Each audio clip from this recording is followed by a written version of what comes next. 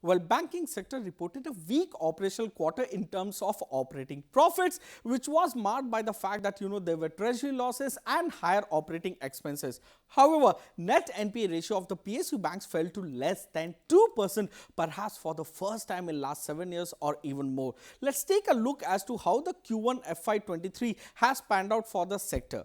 To begin with, the P&L performance, GSEC yields had hardened in Q1 FY23.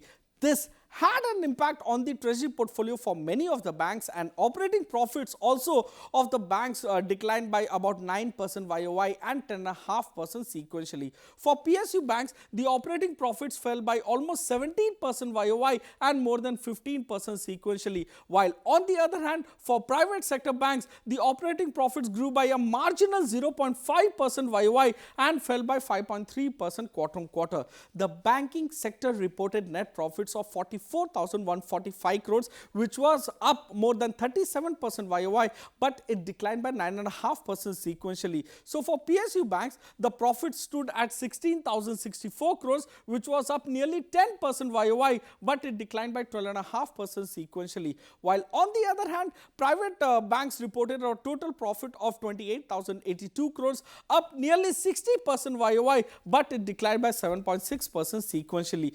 The total restructured book of the sector now improved to 1.98% of the loans versus nearly 2.2% of the loans in the previous quarter. The lowest share of restructured book is of Kotak Bank, Axis Bank, CSB Bank, SDFC Bank, SBI as well as ICICI Bank. Now, mixed performance was seen on slippages front, was witnessed in Q1 FY23, given the fact that slippages increased by 7.3% quarter on quarter for the banking sector.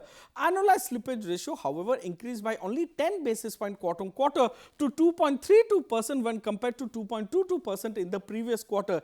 It was a mixed performance with respect to slippages.